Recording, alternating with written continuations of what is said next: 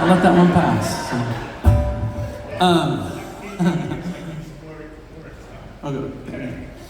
I'm gonna play a song I hardly ever play, but it's a okay. So I didn't grow up in the church, but I did grow up on the road with my mom's rock and roll bar band.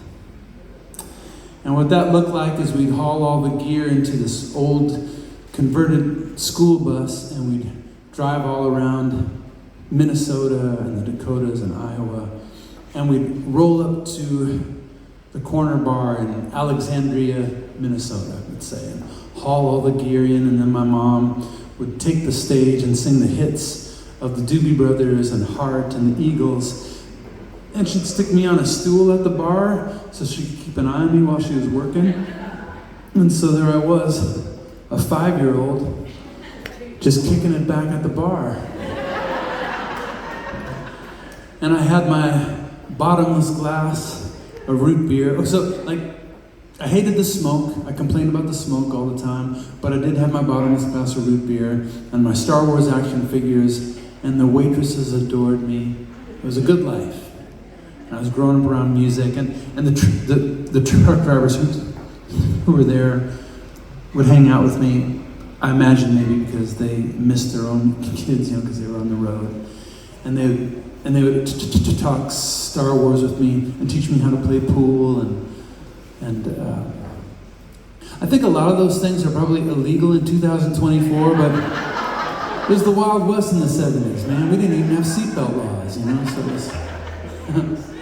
I used to take a nap in the back window of my parents' car. I'd crawl up in that back window space and just, it's crazy. Anyway, I digress. Anyway, I didn't grow up in church at all, but I suppose it's no surprise that the first time I heard God speak to me was through music, through the first music I cared about, the first artists I loved were Simon and Garfunkel. After that, it was Kenny Rogers and then Kiss, but I'm not going to go into that part of my story. But it all began with Simon and Garfunkel. I love their music, and there was a lot of chaos in my life. My parents were in the midst of a very ugly divorce, which is how I came to have a speech handicap. That's the enduring scar I have from that season in my life. And so we were living at my grandparents' house, and my grandpa was a good man. In many ways, he was my best friend, but he was also an alcoholic. So there was just a lot of volatility, and I didn't have my own room, so I was sleeping on the couch every night, and who knew when things were going to blow up. It was just... But the Lord knew how to cut through all of that and speak to me the thing that he wanted me to hear in the language he knew that I could understand it. And so it was that when I was out running errands with my grandpa, and it's January in Minnesota, so he left the car running when he went into the liquor store. And I'm sitting in the car, and the radio's on, and all of a sudden on comes a song by my favorite group, Simon and Garfunkel. And I'm sitting in the car, and the song is Bridge Over Troubled Water. And a lot of you know that song. If you don't know it, the lyric goes, when you're weary, when you're feeling small, when tears are in your eyes, I will dry them all. Like a bridge over troubled water, I will lay me down for you. And I was 5 years old, all I know how to explain it is to say that I felt a loving presence in the car with me, and as though it was tapping on the shoulder of my heart, Psst, hey, I just want you to know that the words of this song that you love, this is my heart toward you. This is how I feel about you.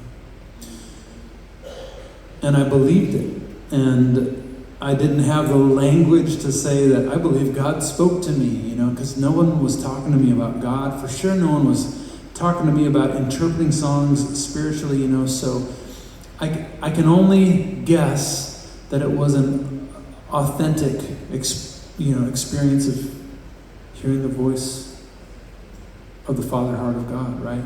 Not something I could have contrived. So anyway, I bring all that up because I'm sure I'm sure in this room, some of you have people that you care about, and you're concerned about the path that they're on, and you're hoping that God will get through. And I guess I just want to say as an encouragement to you and to myself as well, because I have those people in my life. I think I've been that person in the life of others, you know. Maybe I still am, but I just want to say that God is able to make himself heard and known, right? With or without our help or permission. Because the first time that me, a 5-year-old Minnesota kid from, in the land of the Lutherans, the first time that I heard God speak to me was through a Jewish agnostic New Yorker pop singer named Paul Simon. So this is a song about that. It's called The Bridge.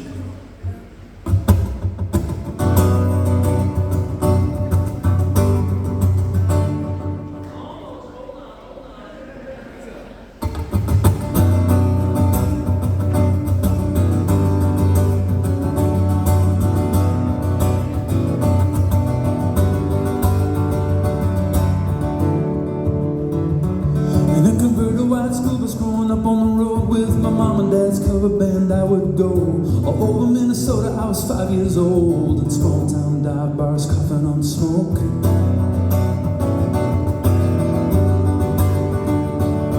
The first time I ever heard God speak to me was the last place you might think he'd ever be. Simon and Garfunkel sung the song, but I could hear God's voice singing along, yeah, like he was singing just for me. I'll be the bridge when you cross in the troubled water. I'll lay me down, lift you up, I'll carry you over when you feel small. I'll be all you need and a faithful Father. I'll be the bridge when you cross in the troubled water. Ooh, yeah, yeah.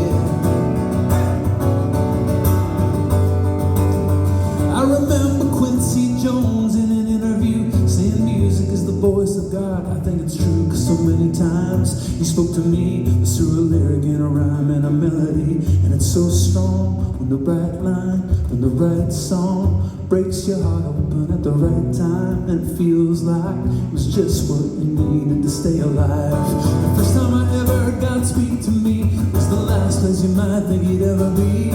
Simon and Garfunkel sung the song, but I could hear God's voice singing along. I'll be the bridge when you cross in the troubled water. I'll lay me down, lift you up, I'll carry you over when you feel small. I'll be all you need and a faithful Father. I'll be the bridge when you cross in the troubled water. God is relentless, he finds us where we are, in a church on Sunday morning, a Friday night down at the bar. Sometimes